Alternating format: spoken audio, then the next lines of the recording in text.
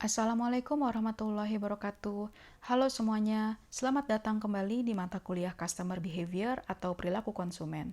Kali ini kita masuk ke topik ketiga dengan bahasan The Customer as a Perceiver and Learner. Jadi kurang lebih kita akan mengenal bahwa konsumen itu merupakan seseorang yang mampu memiliki persepsi terhadap sesuatu dan juga sebagai pembelajar. Nah, apa kaitannya dengan perilaku konsumen? Perlu kita sadari bahwa sebelum pada akhirnya konsumen mengambil keputusan untuk membeli suatu produk atau jasa ya, mereka itu telah melalui berbagai proses, termasuk proses mempelajari ya produk dan jasa tersebut dan juga memiliki persepsi yang baik terhadap produk dan jasa yang ditawarkan itu. Baik, kita mulai saja ya pembahasannya. Di slide pertama ini ditunjukkan bagaimana persepsi dan juga learning itu bisa ada di konsumen ya. Ingat, konsumen itu memiliki 3 peran sebagai buyer, user, dan payer. Jadi artinya nanti baik persepsi maupun learning ya dari setiap peran ini bisa saja berbeda-beda. Nah, persepsi itu pada dasarnya merupakan suatu proses yang ada di konsumen di mana mereka mulai mendapatkan sensasi ya, kemudian mengorganisir dan juga menginterpretasikan semua informasi yang dia dapat dari sekitarnya ya. Kemudian persepsi ini antara satu orang dengan orang lain bisa berbeda-beda. Kenapa? Karena pada dasarnya persepsi itu dipengaruhi oleh sifat stimulus yang diberikan, kemudian sifat dari konteks ya atau situasi konsumen itu mendapatkan si stimulus tadi dan juga sifat dari customernya sendiri ya. Nanti itu saya bahas lebih detailnya di slide berikutnya. Kemudian untuk learning atau proses pembelajaran, di video ini akan dijelaskan bagaimana proses pembelajaran konsumen itu bisa tercapai. Yang pertama ada cognitive learning, classical conditioning, instrumental conditioning, dan juga modeling. Ya, kita bahas yang pertama dulu mengenai persepsi. Persepsi konsumen terhadap suatu produk atau brand itu sifatnya sangat penting ya. Kenapa? Karena gini, kita misalkan sudah menciptakan suatu produk atau jasa yang kita anggap sangat bermanfaat bagi si konsumen. Tetapi sayangnya konsumen ini nggak menangkap message itu ya, nggak memiliki persepsi yang baik terhadap produk atau jasa kita, maka yang namanya closing itu tidak akan terjadi ya. Maka dari itu, kita sebagai marketer nih harus memperhatikan betul persepsi apa sih yang terbentuk di benaknya konsumen mengenai produk atau jasa yang telah kita tawarkan ke mereka ya. Nah, saya mungkin langsung saja membahas lebih detail mengenai faktor-faktor yang bisa mempengaruhi persepsi tersebut. Ada 3 ya yang seperti tadi saya sampaikan di awal. Pertama, sifat dari stimulusnya. Jadi kurang lebih sifat mengenai informasi yang kita sampaikan ya ke konsumen. Lalu yang kedua, sifat dari konteks atau kurang lebih kondisi atau situasi ketika si konsumen itu menangkap informasi atau stimulan yang telah kita berikan tadi. Lalu yang ketiga, sifat dari si customer ini sendiri. Jadi ini mengenai pengetahuan mereka dan juga pengalaman mereka sebelumnya ya. Jadi ada satu hal yang perlu kita ingat ketika memberikan stimulus atau informasi mengenai produk atau jasa ke konsumen ya, yaitu kita harus memaksimalkan stimulus itu bisa menyasar seluruh panca indera yang dimiliki oleh konsumen, baik itu indera perasa, peraba, penglihatan ya, terus penciuman dan juga pendengaran. Kenapa? Karena semakin lengkap indera yang kita sasar itu, maka biasanya akan semakin baik juga kualitas informasi yang ditangkap oleh konsumen. Tapi kebalikannya juga berlaku ya, semakin sedikit indera yang kita sasar, maka kualitasnya pun juga bisa jadi menurun. Seperti itu. Faktor yang kedua tentang konteks. Nah, di sini ada contohnya tentang blind taste test studies ya. Barangkali ada yang pernah dengar tentang ini? Oke, coba dicari tahu dulu ya, nanti kita bahas di kelas. Selanjutnya dari faktor konsumennya ya. Jadi pada dasarnya setiap konsumen itu pasti memiliki pengetahuan awal dan juga pengalaman yang berbeda terhadap produk atau jasa yang kita tawarkan ya. Nah, perbedaan dalam pengetahuan dan pengalaman inilah yang mengakibatkan persepsi konsumen itu pun juga berbeda-beda. Dan juga seringkali pengetahuan dan pengalaman ini bisa menjadi ekspektasi mereka ya sebelum menggunakan produk atau jasa tersebut. Biasanya konsumen tuh sudah punya ekspektasi harapan ya, oh seharusnya kualitas produknya bisa sebaik ini, harus seperti ini, seperti itu. Nah, itu ekspektasi sebelum mereka menggunakan produk tersebut. Selanjutnya ada istilah lain mengenai bias atau bias dalam pembentukan persepsi di benak konsumen ya. Ini sifatnya harus dihindari, kalau bisa dihilangkan ya. Kenapa? Karena bisa menyebabkan konsumen itu memiliki persepsi buruk ya terhadap produk atau jasa kita.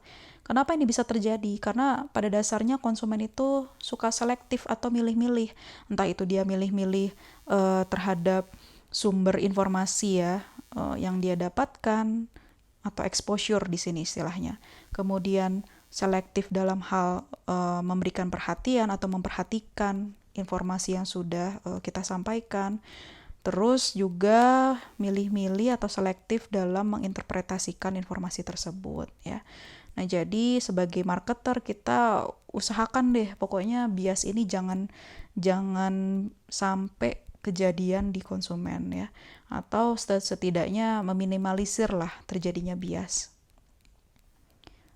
Selanjutnya ada istilah lain juga yaitu perceptual threshold. Jadi definisinya ini nih, the minimum level or magnitude at which a stimulus begins to be sensed ya. Jadi stimulus atau informasi yang kita sampaikan ke konsumen belum tentu disadari ya, belum tentu diperhatikan oleh konsumen. Nah, bagaimana caranya diperhatikan? Nah, kita tuh harus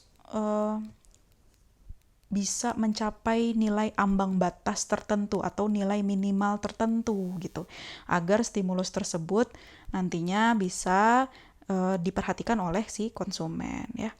Ada juga istilah the just noticeable difference. Nah, ini kira-kira apa? Coba ya dicari-cari dulu sama kalian dan nanti kita diskusikan di kelas. Di slide ini dijelaskan ada 3 jenis informasi yang bisa kita gunakan sebaik-baiknya karena ini sangat berpengaruh ke persepsi konsumen ya. Pertama, informasi mengenai harga ya. Mungkin kita juga tahu kalau misalkan produk dengan harga yang mahal dibandingkan dengan produk dengan harga yang lebih murah, biasanya suka ada perbedaan persepsi dari tingkat kualitas ya. Kemudian informasi mengenai country of origin atau asal negara produk tersebut diciptakan. Ini juga sama. Kalau dulu ya handphone asal dari Cina itu dianggap lebih cepat rusak dibandingkan handphone dari negara lain gitu ya. Tapi kalau sekarang image ini sudah mulai berubah. Kemudian ada juga informasi tentang citra dari perusahaan yang membuat si produk atau jasa tersebut ya. Ini juga sama, pada akhirnya nanti berujung ke persepsi kualitas. Ya. Baik, kalau ini adalah detail dari penjelasan masing-masing informasi tersebut, silakan saja kalau kalian mau baca. Kemudian saya langsung loncat ke customer sebagai seorang pembelajar ya. Jadi pada dasarnya customer itu kan manusia ya. Nah, manusia itu sifat alamiahnya selalu belajar ya, apapun itu ya, sampai akhir hayatnya. Kenapa pembelajaran itu diperlukan? Karena pada dasarnya learning atau ya proses pembelajaran itu merupakan bentuk dari adaptasinya terhadap lingkungan dia. Nah, sedangkan kan lingkungan yang kita tinggali ini kan selalu berubah-berubah ya sifatnya.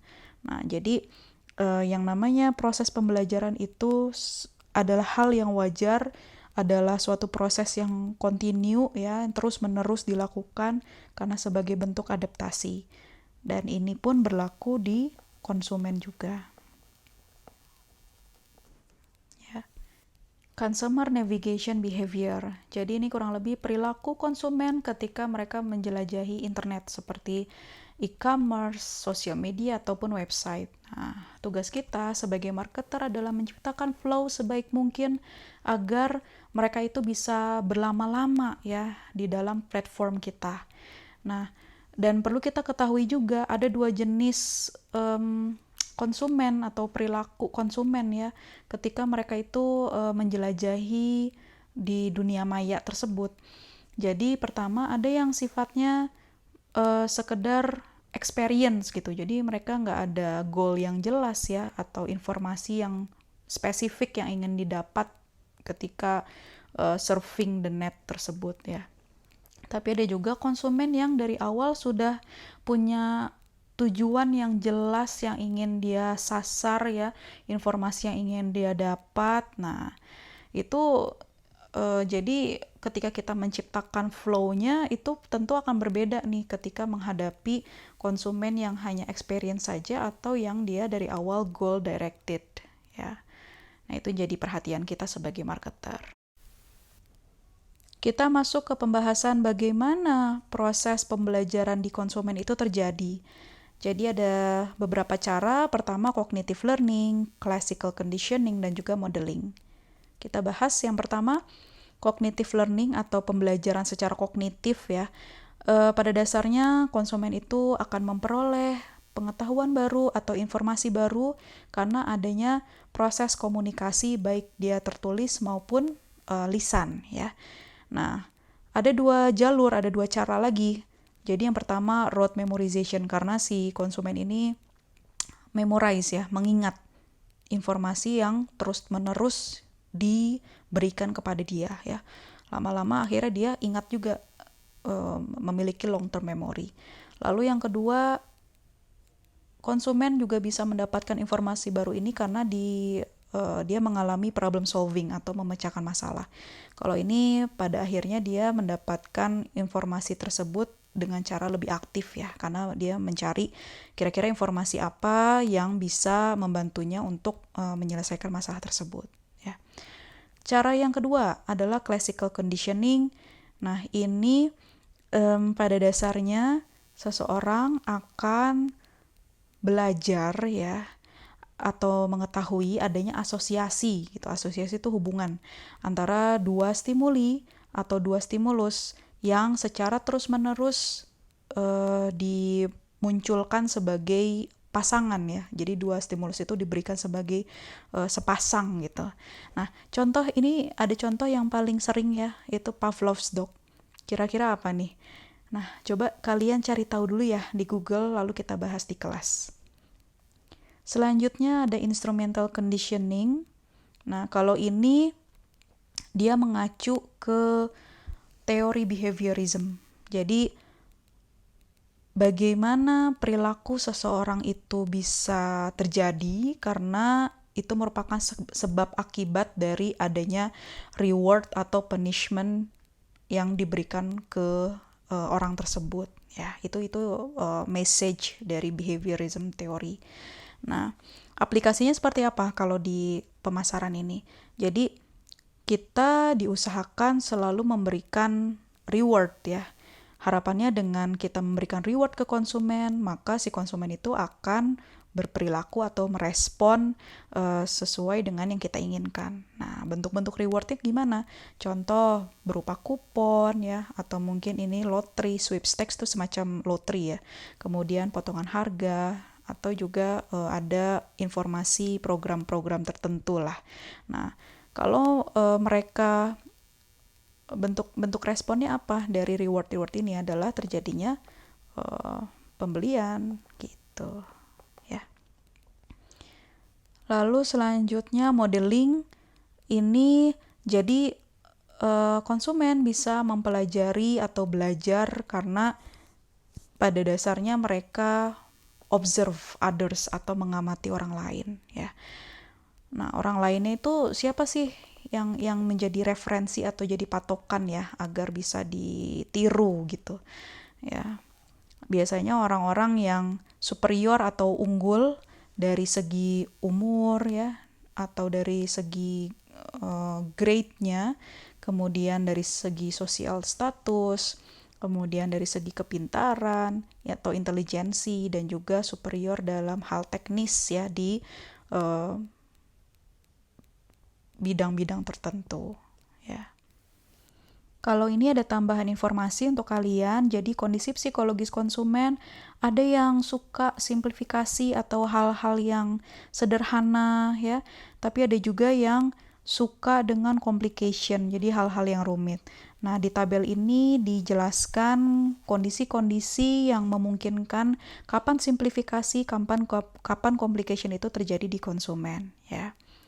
Selanjutnya, nah, sebenarnya proses pembelajaran di konsumen itu sangat berkaitan dengan yang namanya adopsi inovasi ya, atau adopsi produk-produk baru atau layanan yang baru lah, jasa baru gitu.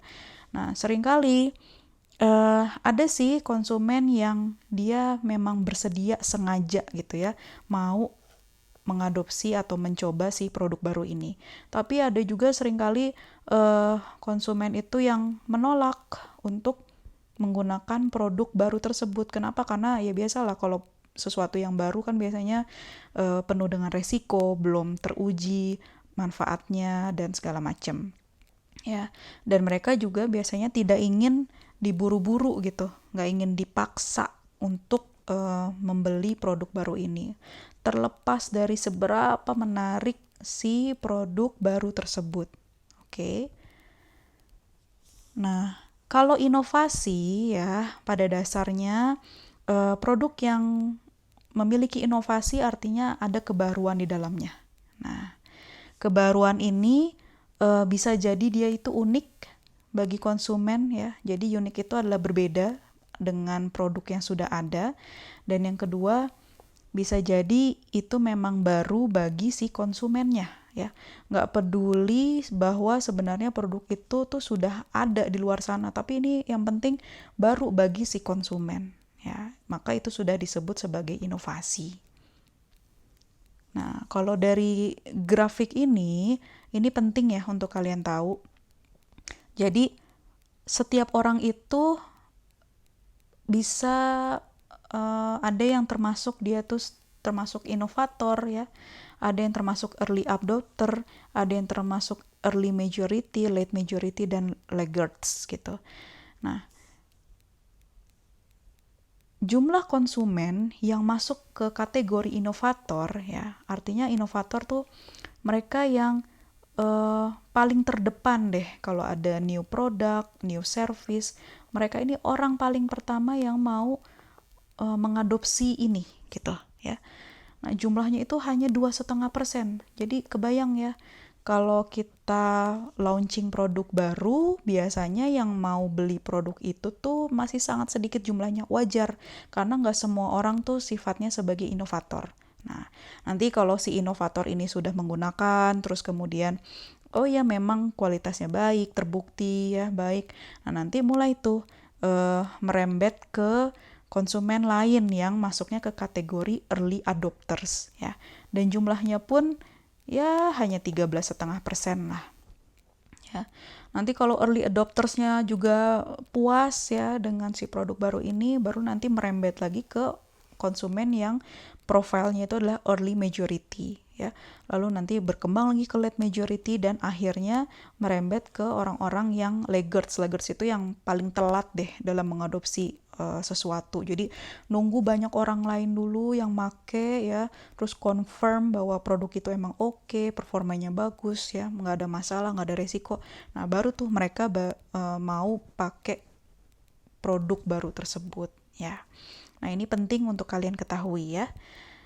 Kemudian selain inovator ada istilahnya juga opinion leaders ya. Dan sebenarnya kedua profil konsumen inilah yang perlu kita sasar ya ketika kita melaunching produk baru. Nah, inovator dan opinion leaders tuh beda sifatnya ya. Profilnya tuh beda. Nah, silahkan kalian pahami sendiri di slide ini. Selanjutnya,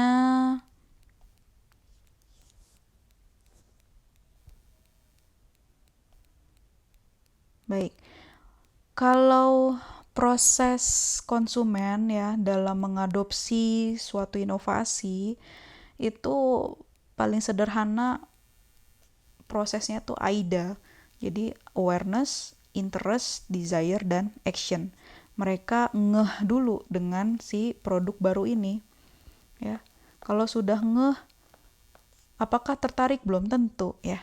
Maka si produk baru ini harus bisa menimbulkan ketertarikannya si konsumen ya terhadap produknya. Terus setelah tertarik, apakah desire ingin mencoba? Belum tentu ya. Nah, maka harus naik level lagi nih. Produk ini harus mampu memunculkan desire, keinginan si konsumen. Dan nanti akhirnya ditutup dengan action ya. Entah itu membeli, atau kalau zaman sekarang sih bisa saja dia nggak beli tapi dia ngasih rekomendasi ya ke orang lain. Baik. Nah, ini kurang lebih sifat-sifat dari inovasi yang diinginkan ya. Sifat-sifat yang diinginkan dari suatu inovasi gitu.